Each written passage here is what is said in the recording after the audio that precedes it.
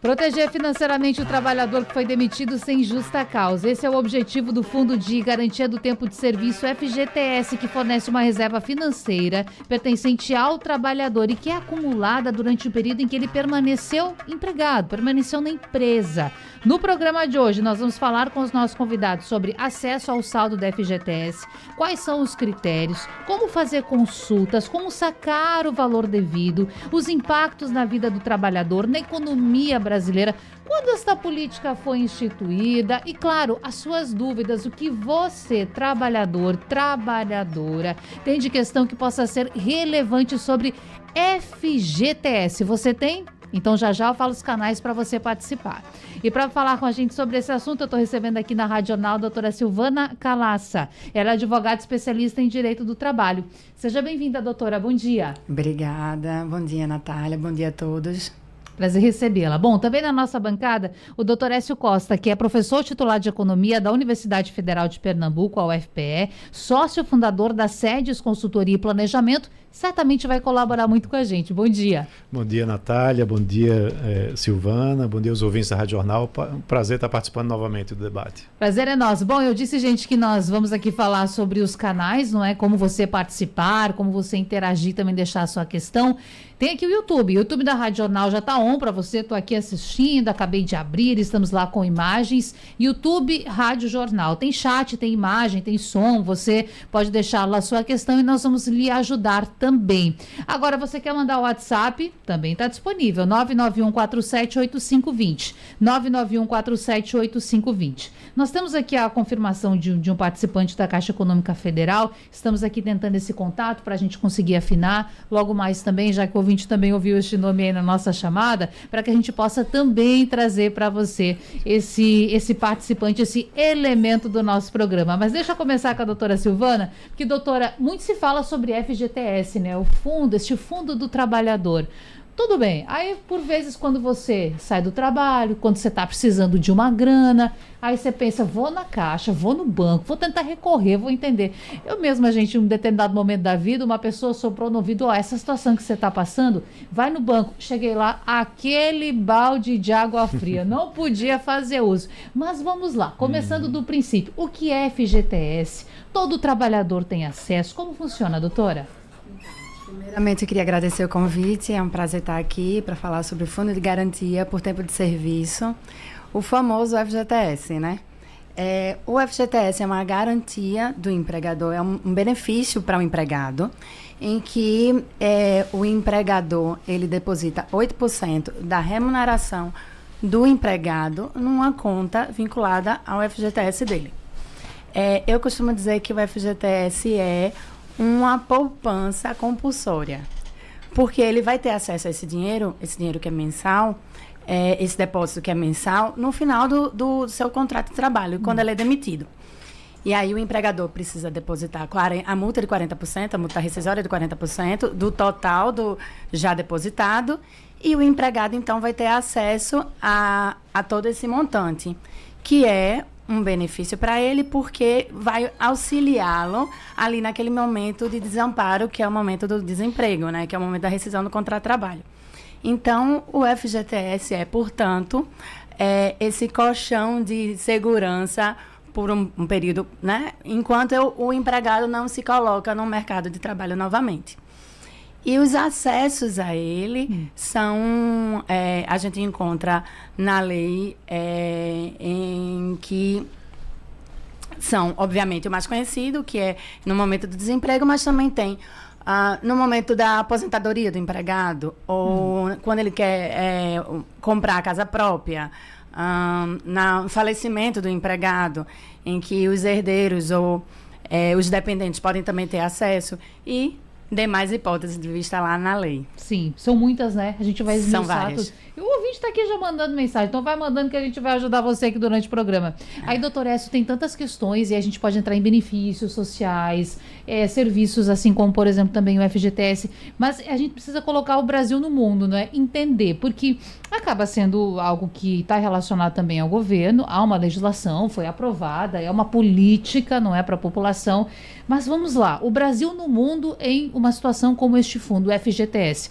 Vários países adotam, o Brasil foi pioneiro. Quando isso começou? Por que começou? Porque isso tudo tem uma ligação com a economia. A gente está falando de dinheiro, né, doutor? Veja, a definição posta por Silvana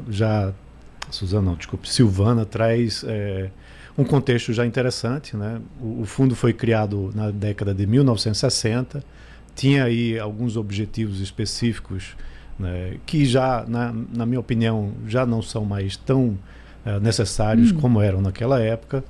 E hoje você tem, na realidade, como ela bem colocou, uma poupança compulsória, né, uma poupança forçada, que é, na realidade, uma remuneração do trabalhador e que é repassado para o fundo, né, esses 8% mensais. Se isso fosse refeito e o fundo, por exemplo, fosse extinto, isso poderia ser negociado para que viesse como um aumento salarial para o trabalhador, né, ou poderia se discutir uma alternativa, inclusive, de dizer, olha, existe o FGTS, mas você também poderia ter a possibilidade de aplicar esse recurso em outros tipos de investimentos. Por que eu estou trazendo isso? Porque a obrigatoriedade de depositar parte da remuneração do trabalhador num fundo que remunera abaixo da remuneração do mercado termina sendo algo que traz um prejuízo para o trabalhador a médio e longo prazo, né? Então você não tem o direito de sacar, a menos que você seja demitido, ou que você faleça, ou que você utilize o saque aniversário, ou que você utilize para a aquisição de um imóvel, ou para abater o financiamento do imóvel. Então, assim, se você tem a oportunidade de sacar, a recomendação é que faça o saque, porque ele vai estar sempre remunerando menos do que qualquer aplicação financeira. E se você tem um financiamento imobiliário, se você tem uma dívida, ela sempre vai ter um custo mais elevado, né, essa dívida, do que a remuneração que o FGTS dá. Então é algo que precisa ser seriamente rediscutido para que o trabalhador tenha, por exemplo, a multa do FGTS que seja aplicada, mas que não obrigue o trabalhador a ter esse depósito compulsório em um fundo que remunera muito mal. A remuneração ela tem um valor fixo, mais a TR, né, 3% mais a TR, que é muito baixa, e há a distribuição de lucros anualmente, né? A distribuição do ano passado, inclusive, foi maior do que a de 2023, empurra um pouquinho a remuneração percentual para algo em torno de 7%. Ganha da inflação, nesse momento está ganhando, né? A não ser que há uma previsão de aumento de inflação, mas por enquanto, para 2024, ganhou da inflação oficial, né, o IPCA, mas perde de qualquer investimento de renda fixa, por exemplo. Com a Selic, que está em 13,25, subindo para 14,25, o mercado vai estar remunerando provavelmente o dobro do que a remuneração do próprio FGTS. Então é uma discussão que a gente precisa ter aqui, né? Isso é um contexto inicial, mas a gente pode aprofundar mais isso, e que precisa ser pensado como uma remuneração para o trabalhador, né? E que ela tem que ser corrigida devidamente, né? Não da forma que é corrigida hoje e sem a liberalidade que ele tem de poder sacar, né? E isso termina comprometendo muito o acesso do trabalhador a esse recurso. Sim, e pensando também, não é, doutora Silvana, nesses novos desenhos, não é? A doutora S pontuou aqui da década de 1960. Sim. Claro que, por óbvio, com o passar dos anos, mudanças aconteceram, alterações aconteceram. Mas esse novo desenho, não é? A gente está falando aqui de um trabalhador, carteira assinada, certo. Mas e aí os tais dos empreendedores hoje, não é? Essas pessoas que movimentam tanto a economia. Pernambuco, um estado com muitas pessoas em situação de desemprego.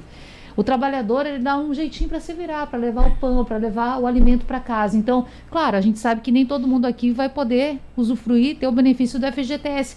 Mas pensar nessas categorias na nossa sociedade, no que hoje está posto, é importante também. E quando chegar lá na ponta, o que acontece? O trabalhador muitas vezes não sabe. Ele não entende, ele não sabe ao que ele tem direito. Tenho direito ou não tenho direito? Sou MEI, sou empreendedor, sou CLT. O que muda? O que eu posso fazer? Quando aperta é que você vai pedir ajuda, não é? A senhora acha que precisaria, de fato, existir uma remodelação, uma reavaliação para que o FGTS continuasse sendo positivo, ativo ou, sei lá, num outro modelo, talvez? Eu acho que repensar é sempre importante, mas eu tenho muito cuidado toda vez que se fala em termos de retirar, de deixar de existir, de pensar em outra coisa para substituir. Porque eu acho que o trabalhador, ele sempre acaba pagando essa conta em que tentando diminuir os custos ou tentando desonerar empresas, tira da conta do trabalhador o que é essa oneração. Então, eu tenho esse certo cuidado, substituir e colocar o quê? Como pensar? Temos que ser bem responsáveis em termos de pensar, porque na hora do desemprego, na hora da demissão, esse dinheiro, essa poupança compulsória, ela tem importância para o trabalhador. Sim, sim.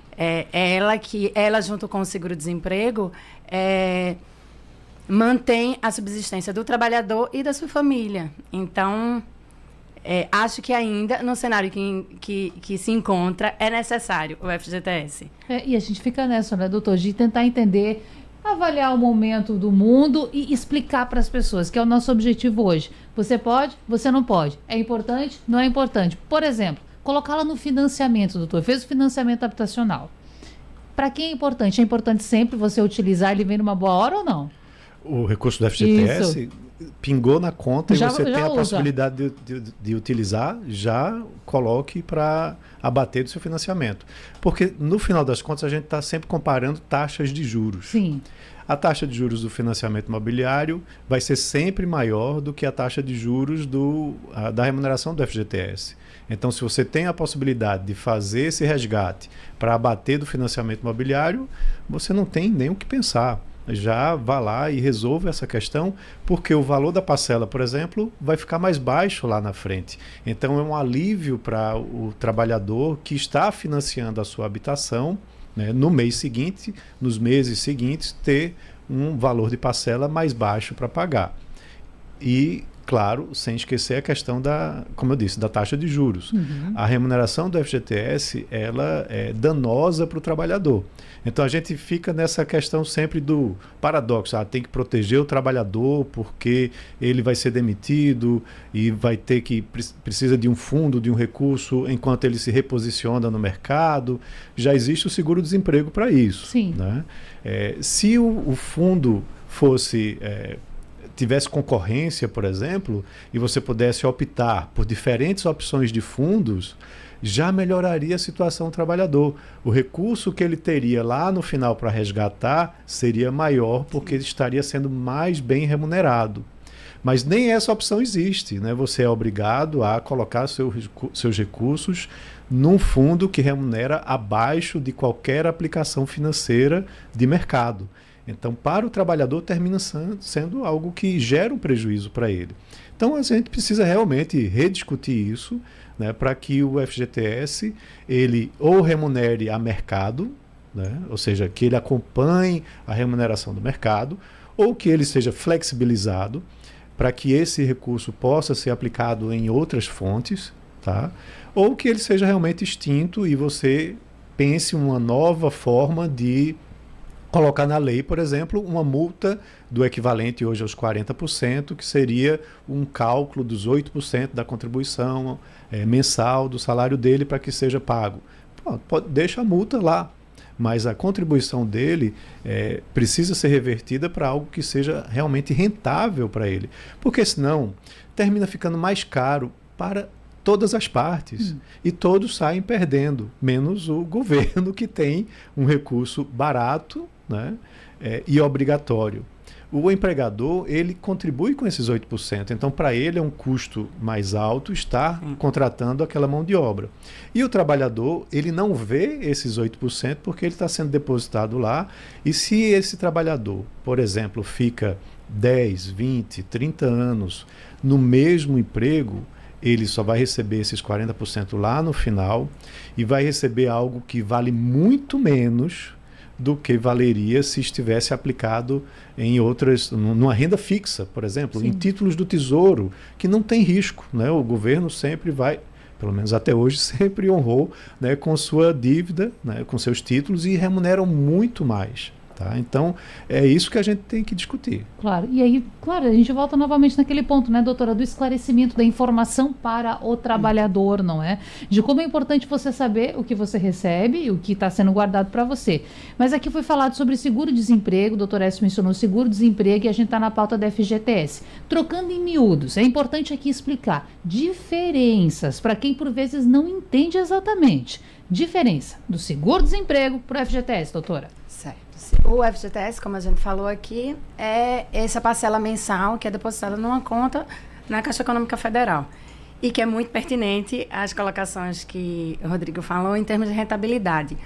Mas, embora também tenha sido colocado aqui por ele que foi feita, que essa lei é da década de 60, e em 90 ela teve nova regulamentação, ela vem passando por outras regulamentações, inclusive a mais recente, uma das mais recentes, foi em 2017 com a reforma trabalhista, que traz a questão da rescisão contratual em comum acordo, empregado e empregador, que eles sentam e digam, vamos encerrar, então o contrato de trabalho, então no FGTS tem impactos, que é o trabalhador, a multa, em vez de ser 40%, passa a ser 20%, a multa da rescisão do contrato passa a ser 20%. Reduz pela metade. Reduz pela metade, exatamente. E o empregado tem direito a só 80%, sacar 80% do seu FGTS. Certo. Então, a gente passou por algumas adaptações ao longo desses anos, dessas décadas, para a situação atual. Mas, volto a dizer, a questão da rentabilidade, concordo com o Rodrigo quando ele fala... Écio. Desculpa, Écio. Que precisa ser repensado. Mas vamos voltar para essa questão da diferença entre FGTS e seguro-desemprego. O seguro-desemprego, também, os dois acontecem no mesmo momento, no momento da rescisão contratual. Quando ela é sem justo motivo, quando ela é imotivada.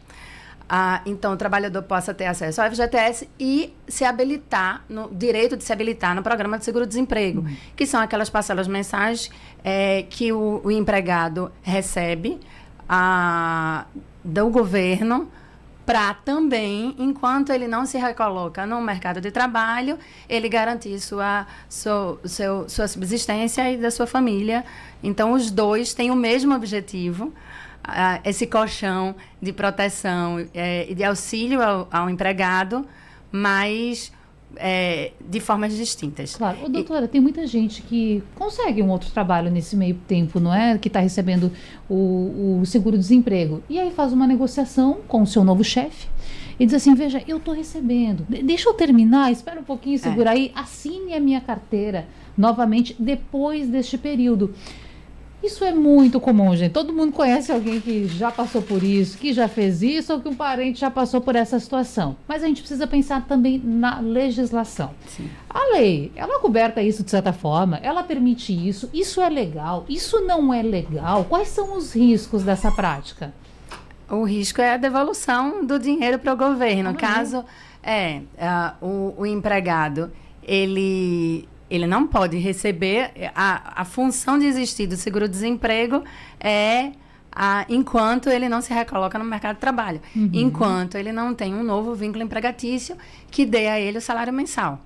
Sim. Então, caso, numa ação em que é muito comum, que a gente recebe no escritório, um empregado que diz, doutora, trabalhei na empresa, mas tive um período clandestino de 6 meses em que a empresa não assinou minha carteira. Normalmente a gente pergunta, o que é que aconteceu? Porque existe muito acordo nesse sentido. Se a gente ajuiza uma ação na Justiça do Trabalho, cobrando esses 6 meses de período clandestino, a empresa pode trazer essa realidade para o processo e o empregado ser obrigado a devolver o dinheiro que ele recebeu. Imagina, doutora, você tem que devolver para o governo. Pois é, você está na ilegalidade. Na né? ilegalidade, Porque para o governo você está ainda desempregado. E isso é importante, gente, colocar as palavras, os termos como eles precisam ser Sim. colocados, né? Não é a gente dar aquele jeitinho, dar aquela volta e achar que vai ficar tudo bem. Porque nesse momento você está recebendo duas fontes de renda, do seu seguro e do seu novo salário. Ah, Natália, mas é a minha hora de fazer o pezinho de meia, é a minha hora de organizar, eu fiquei um tempo fora do mercado de trabalho, minha vida mudou muito, mas está ilegal, é isso, doutor, esse termo precisa ficar claro. Exatamente, você está na ilegalidade, porque você está declarando uma coisa para o governo e está praticando outra, né? Você está trabalhando clandestinamente e recebendo um seguro-desemprego, recebendo duas remunerações. Sim, né? duas remunerações, então você fica atento aí. É a mesma coisa com o Bolsa Família, por exemplo. Isso. Muitas pessoas preferem ficar recebendo Bolsa Família e fazendo os famosos bicos, né? Que aí já é um pouco diferente, né? Porque você não estaria trabalhando clandestinamente, apesar de que também tem essa prática acontecendo.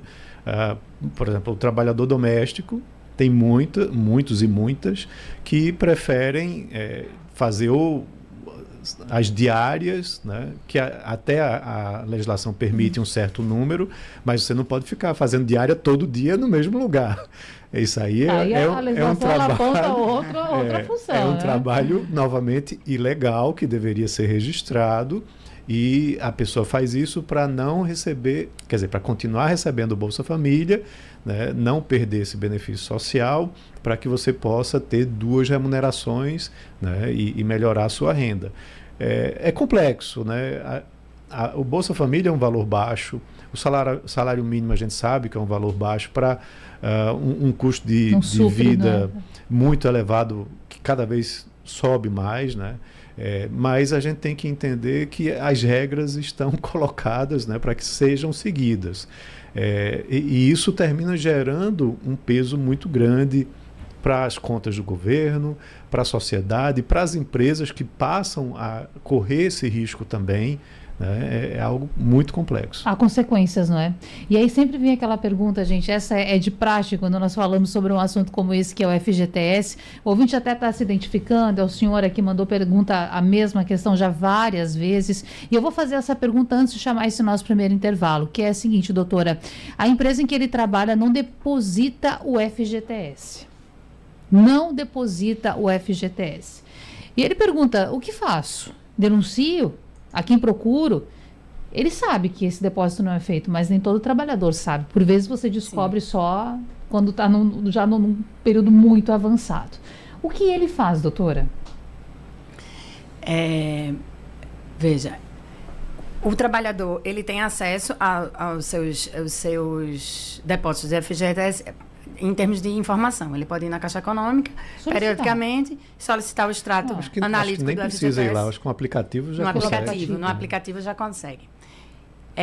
Então, ele, no curso do contrato de trabalho dele, ele consegue ter essa informação. Se ele identifica que a empresa não está cumprindo com sua obrigação, ele tem dois caminhos. Ele pode procurar um advogado trabalhista e ajuizar uma ação de rescisão indireta. O que é a rescisão indireta? É quando o empregador ele dá causa à rescisão do contrato de trabalho. Ele deixa de cumprir alguma obrigação contratual, que é pagamento de salário, colocar o empregado em gozo de férias, pagar corretamente as horas extras praticadas e a regular depósito do FGTS.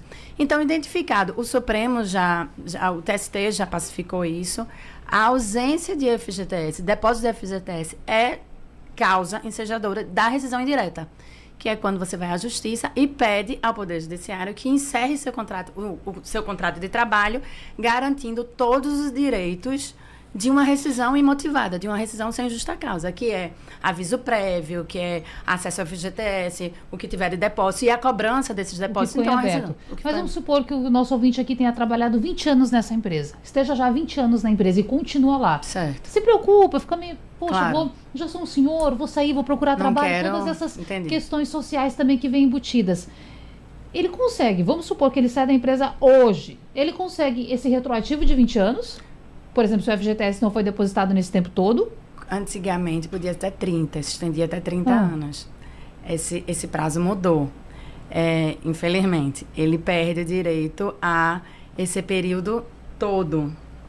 Então, é importante que enquanto ele tiver... Agora é de quantos anos, doutora? Agora eu vou ficar lhe devendo essa informação, mas eu acredito que é 10 anos, os últimos 10 anos. Então, é importante que no curso do contrato de trabalho ele esteja sempre atento e ele pode entrar com uma cobrança, ainda estando empregado, sabendo que o risco é a empresa demiti-lo. Mas é o que é possível hoje. Entrar com ação de rescisão indireta para que o contrato seja encerrado e garantindo a ele todos os direitos como se ele tivesse sido demitido sem justa causa, ou entrar com a reclamação cobrando enquanto está trabalhando. E aí não é que ele esteja pedindo a rescisão do contrato. É só a cobrança do que é do direito dele. Um caminho também.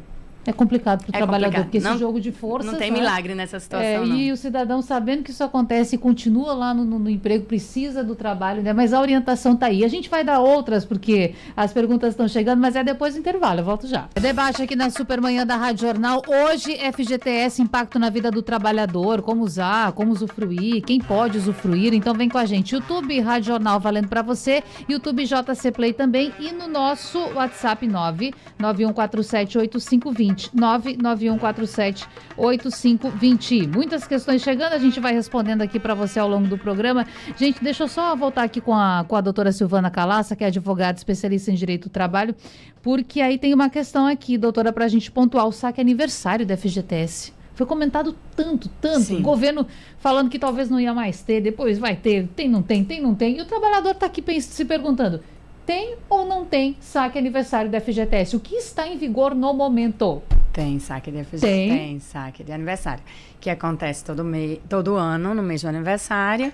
O trabalhador tem direito a sacar uma parte do que está lá, mas esse saque do FGTS não permite mais ele sacar o total quando ele for demitido.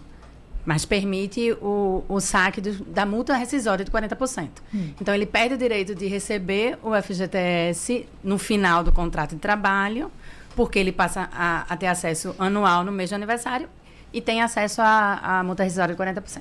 Tá, então está em vigor ainda, né? Continua o saque aniversário. Agora, que trabalhador é esse que pode receber ou que vai receber o saque aniversário? Qual é a renda dele? Tem alguma regrinha? É um salário mínimo, 2 salários mínimos? Não, doutor? Não tem regra. Então, todo trabalhador pode ser beneficiado. Todo trabalhador. Claro, desde que seja CLT, carteira assinada. Sim, seletista. Isso, seletista, perfeito. Esclarecido. Agora tem uma questão aqui do nosso ouvinte Edivaldo. Diz ele que saiu da empresa em que trabalhava, saiu em 2023. E o FGTS ficou retido. Em 2023 o FGTS ficou retido. Ele foi até a Caixa Econômica, disseram que só seria liberado em 2025, na data do seu aniversário. E também argumentaram que não saiu o pagamento porque ele havia feito um empréstimo lá em 2023. Ele não entendeu muito porque tudo isso aconteceu. Imagina, você vai lá, precisa do valor, aí vai até o banco, se desloca, recebe a informação que está retido por conta de um empréstimo. Ele é de Camusim de São Félix, está aqui com a gente nos ouvindo. E aí, doutora, tá certo isso? O que pode ter acontecido então com ele? Previsto no contrato do empréstimo consignado, e certamente ele não observou essa hipótese. Doutor Écio, e é esse consignado, então, aquele que a gente escuta tanto falar, que a oferta tão exaustiva para o trabalhador. Que isso, doutor? Pois é, veja como funcionam as coisas. Você tem uma poupança obrigatória que você não pode sacar para fazer investimento, pagar suas contas, mas o governo libera para você fazer um empréstimo consignado daquele recurso que é seu, que está na poupança obrigatória que você não pode sacar. Que é algo que deveria lhe assegurar. É algo que você deveria ter acesso em momentos de emergência, por exemplo. Se você tem uma dívida muito alta, se você bateu com o seu carro, precisa consertar o carro. Então, as regras para saque são muito pequenas, assim, são poucas, e você termina tendo uma poupança presa lá que em momentos de emergência você não pode utilizar. Mas a regra do consignado permite que você pegue um empréstimo junto a um banco, pagando uma taxa de juros mais alta do que aquela taxa de juros que é paga pela remuneração do seu fundo, do seu FGTS, e você dá o seu FGTS como garantia para pegar esse dinheiro mais caro, mas acessar o seu recurso você não pode. Então, isso, no mínimo, é algo complexo que não deveria acontecer. E aí ainda tem esse detalhe.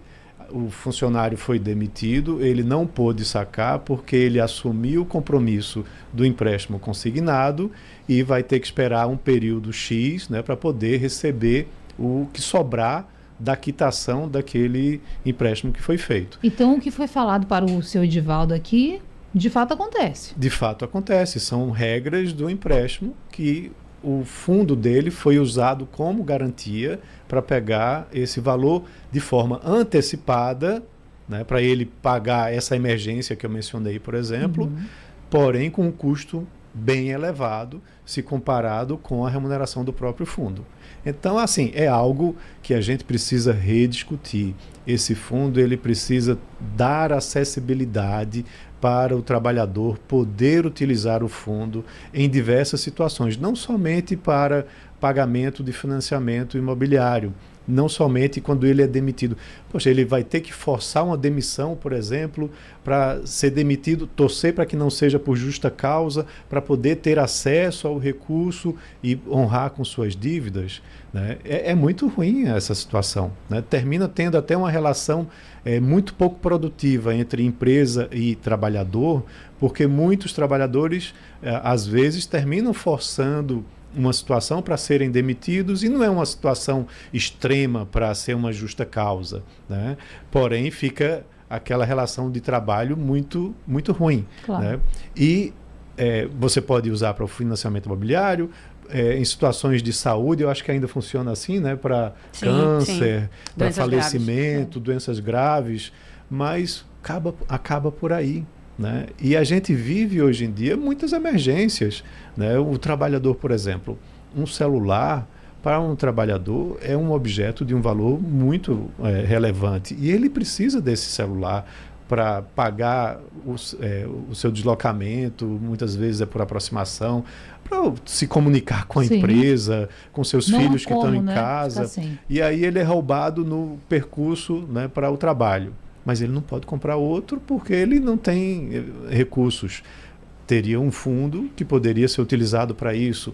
Então são coisas pequenas que a gente termina vendo que é um fundo que poderia e deveria dar esse acesso, né? E você limita para uma situação extrema ou de longo prazo com a remuneração baixíssima, né? Então, novamente, fica o apelo até, né, que isso seja repensado, que você traga mais flexibilidade para a utilização desse fundo. Eu estou lembrando também, doutora Silvana, de momentos de tragédias climáticas, a gente escuta falar, não é? O governo vai liberar o FGTS. Ok, aí você está liberando o recurso ali naquele momento que é emergencial, depois também não tem mais, precisa ficar muito atento a isso, né? Ou seja, é uma organização, é uma gestão também da vida do trabalhador, não é só você ter aquele recurso disponível, até porque ele vai terminar, não é? Mas em casos assim de questões temporais, questões climáticas, fenômenos, também é possível então? É possível. Eu acho que a gente não pode perder de vista que o FGTS é um benefício ao trabalhador. Sendo benefício, ele, em primeiro lugar, ele não é tirado do trabalhador os 8% do salário dele, da remuneração dele. É o empregador que... o doutor S está aqui, o Alan Sanang não concordando comigo, mas vamos conversar sobre isso, então. Eu entendo que não é tirado do trabalhador, é o empregador que deposita 8%. O Supremo já definiu que não tem natureza tributária o FGTS, porque é do trabalhador e não do governo. Então, apesar disso, de não ter natureza tributária, apesar de ser do trabalhador, ele não faz a gestão desse dinheiro. De fato, é verdade. Quem faz a gestão é a Caixa Econômica Federal e o governo federal, ele pode ter acesso a esse valor para gestão de... E diga-se de passagem, a Caixa é o banco operador, é apenas uma Caixa desde 90, não é? Desde 90. E está centralizado num banco assim, a senhora acha que é bom para o trabalhor? Em um banco só? Porque, claro, Eita, há controvérsia. Há controvérsia na mesa.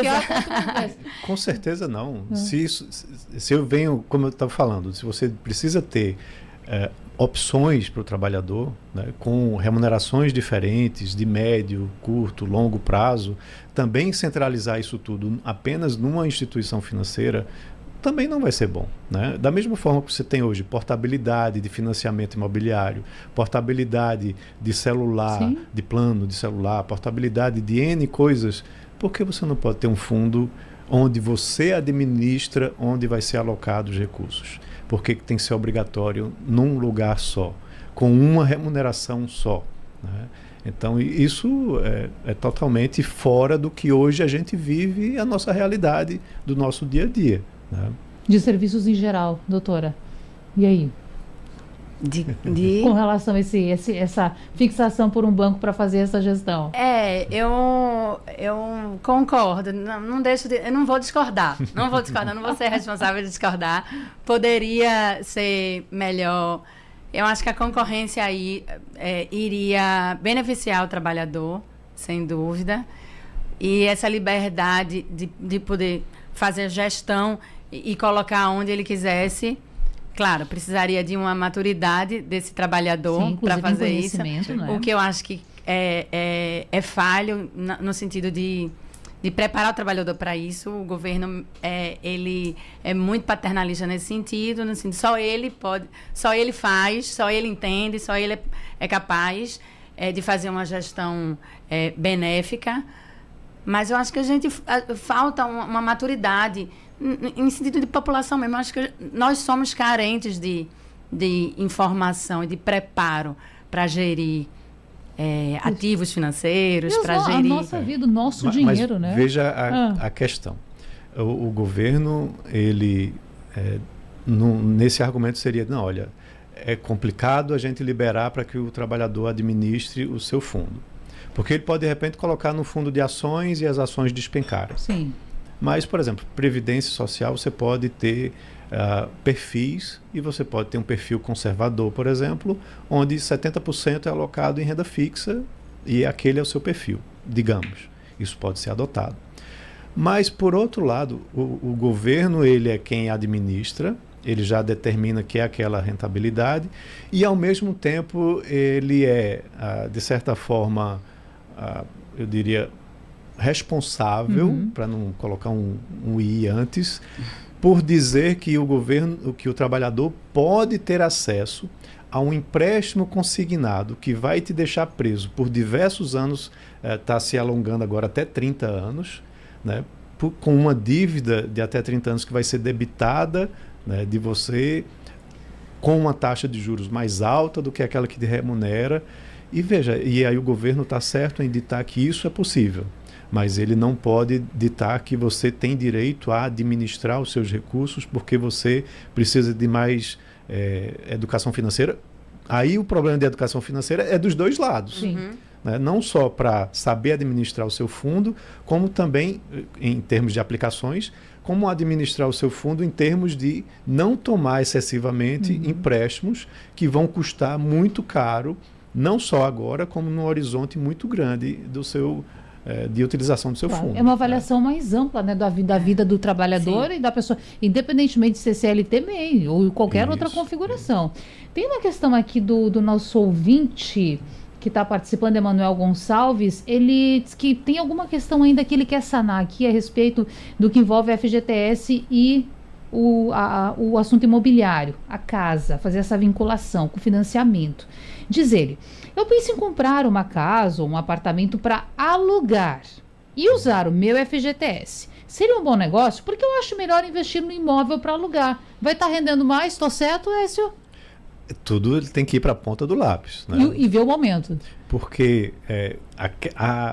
o passo inicial é saber que o seu financiamento imobiliário vai custar mais caro do que a remuneração do FGTS. Então, para quitar o imóvel, de residência própria, por exemplo, Sim. é inquestionável. Você tem o dinheiro lá. A sua moradia mesmo da família. A sua moradia, você tem o dinheiro lá, vai lá e quita e resolve esse problema. Para alugar, aí você tem que começar a olhar quanto que vai gerar de receita desse aluguel, quanto que isso representa do valor do imóvel, consequentemente do valor do financiamento, e fazer essa conta para saber se a rentabilidade do imóvel compensa adquirir ele, seja financiado ou não, com recursos do FGTS ou não.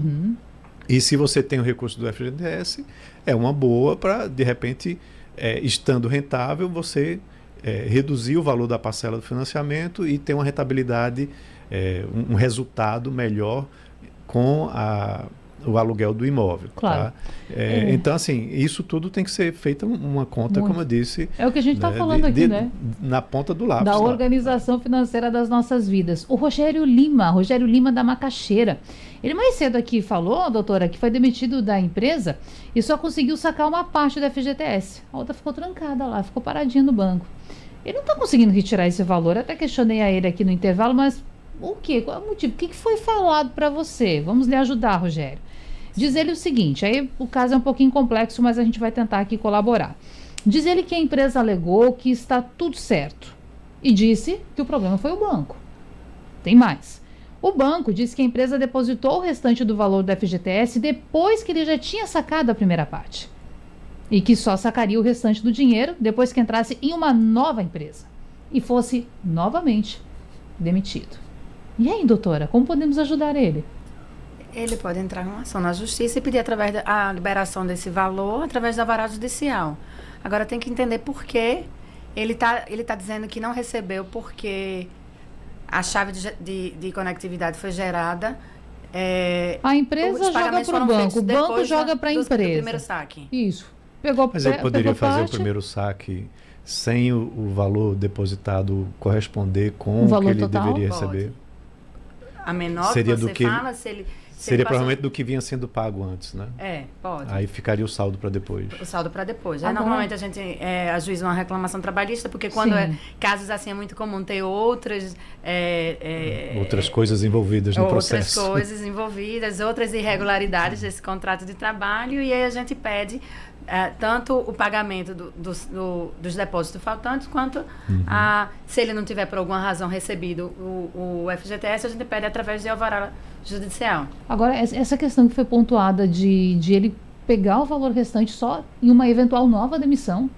Eu desconheço esse fato. É uma orientação. Acho que tem um ruído na comunicação. Tá faltando alguma peça aí, se encaixar. Perfeito. Então é bom que ele busque essa informação e eu gosto sempre de dizer aqui, e reforçar, são casos pontuais. A gente tenta auxiliar o ouvinte, porque pode estar acontecendo com outra pessoa também, mas às vezes há momentos que você precisa procurar uma ajuda em separado, precisa procurar um profissional, não é? Para lhe ajudar. Vê, tem mais um ouvinte, gente, que quer que nós não façamos aqui a exposição do seu nome, está respeitado, ele está identificado para a gente da Rádio Jornal, dizer que ganhou uma causa junto a uma empresa e não recebeu, aí já muda um pouquinho, mas a gente vai aproveitar, doutora. Ganhou uma causa junto a uma empresa e não recebeu o valor que, portanto, foi julgado como o valor a receber. O dono da empresa sumiu. E, segundo a busca aqui do nosso ouvinte, não há nada registrado no nome dessa pessoa. Uma propriedade, um imóvel, um CNPJ, enfim. Há 2 anos estou procurando esta pessoa e não consigo nada. O que fazer? Continuar procurando. Não tem o que fazer. É continuar atento.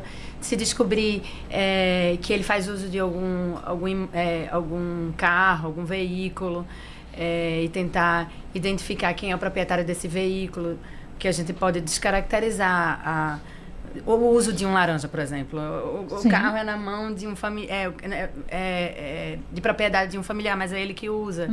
Então, é um processo investigativo aí, do advogado, infelizmente. Não tem muito o que fazer. A gente pode instaurar um incidente de desconsideração da personalidade jurídica, que é um mecanismo também utilizado na fase de execução, que aí você executa a empresa. Quando a empresa não tem bens, você vai em cima do proprietário, dos bens pessoais desse proprietário.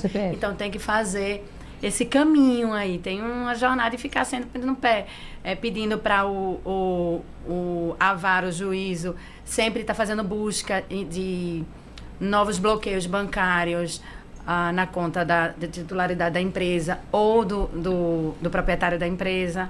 É uma caça às bruxas, assim. Vamos atrás do dinheiro onde ele estiver.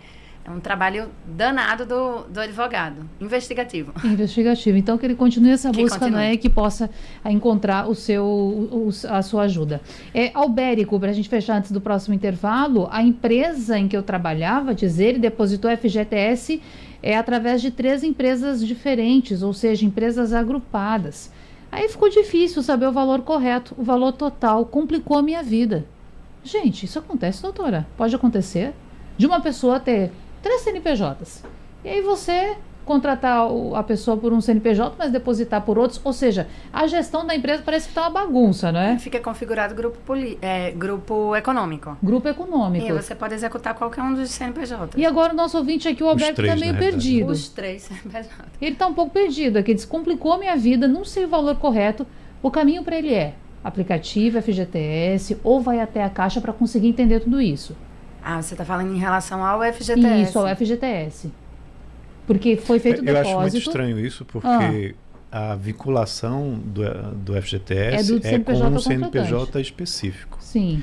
Então, pode até outra empresa pagar o boleto, mas o boleto ou a guia, mas foi gerado por aquele CNPJ para aquele trabalhador, não é isso? Sim. Bom, Perfeito. então, falar o seguinte, Albérico. Traz mais elementos pra gente, mais informações. Nós vamos agora para o intervalo e na volta a gente tenta lhe ajudar mais, tá bom? Volto já. Voltamos aqui na Rádio Jornal para falar sobre FGTS, o Fundo de Garantia por Tempo de Serviço, impacto na vida do trabalhador. E aí você que nos acompanhou até agora, a gente quer agora dar um resumão e fazer o seguinte, voltar com a doutora Silvana Calaça, advogada especialista em Direito do Trabalho. Vamos embora, vamos lá. Quando posso aproveitar, fazer uso, utilizar deste benefício do FGTS? Em que momento da vida? E se eu não utilizar? Em algum momento vai acontecer o quê? Aquela orientação bem geral para o trabalhador, doutora, para a gente passar a régua aqui. Vamos lá. FGTS, como, quando e também o que faço? Solicito de que maneira?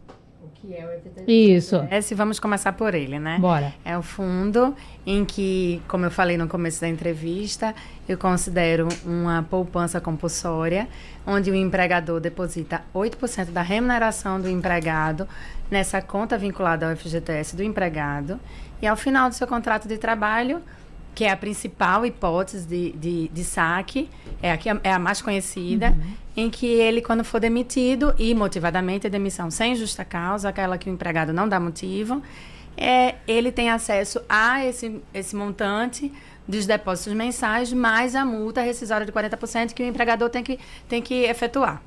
Então, esse é a mais conhecida, a principal. Outras hipóteses existem, que quando o empregado se aposenta, quando há falecimento do empregado, e aí os herdeiros e os dependentes têm acesso, o saque do FGTS, que é uma opção que o empregado faz para anualmente, no mês do seu aniversário, ele fazer o saque. Na hipótese de uma demissão, de uma rescisão contratual de comum acordo, ele também tem, de maneira reduzida, mas ele tem direito ao saque, um auxílio emergencial, ou em casos de doença grave, AIDS, câncer. Outra hipótese pode ser, enfim, a lei traz várias situações. Além disso, podemos dizer que você quer saber mais? Como faço? Como Agora faz para estou dentro de algum desses quadros. Certo. Faço como? Falo com quem para poder usar o FGTS? Então, quando ele é demitido, ele tem acesso o empregador gera a chave de conectividade que ele vai lá e faz o saque. Então tem que ficar atento a isso também, não é? Essa chave de conectividade. Chave de conectividade, que é um documento gerado pela empresa. Certo. Na falta desse, às vezes não existe depósito nenhum. Então o trabalhador tem que recorrer à Justiça do Trabalho para entrar com a ação e pedir cobrar os valores.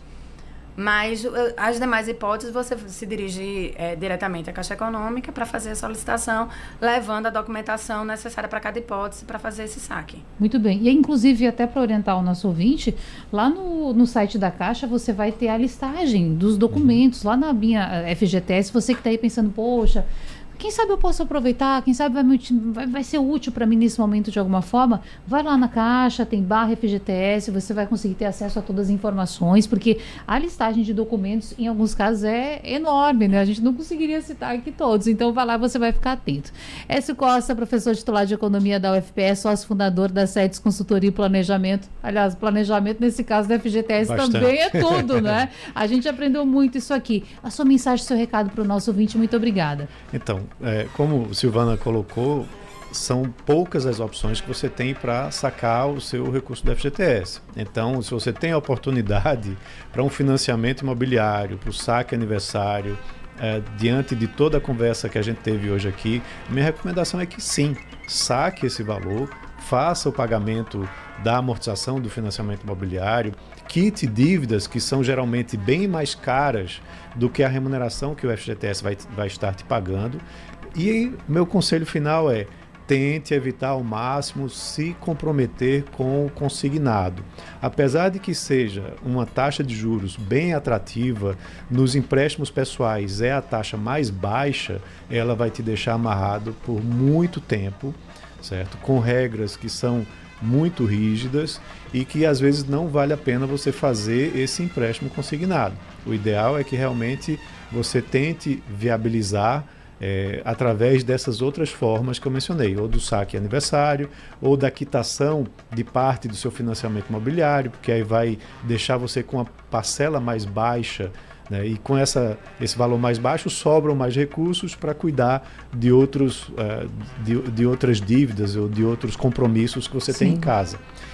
Então, assim, é importante a gente entender que o FGTS é, como a Silvana colocou, uma poupança compulsória, né, que nós somos obrigados a recolher, os trabalhadores CLTistas são obrigados a recolher, que você vai ter ela lá no final, né, e que ela vai render bem menos do que outras aplicações financeiras. Então, talvez valesse a pena a gente ampliar cada vez mais a discussão para que essa regra fosse flexibilizada e que o trabalhador pudesse ter outras opções, outros formatos de obter uma melhor rentabilidade para esse fundo, né, que é um fundo de longo prazo. Então é isso, agradeço o convite para estar participando, trazendo aí um pouco da minha opinião, meus comentários sobre esse assunto que é muito importante. Obrigada, até mais, doutora, até mais.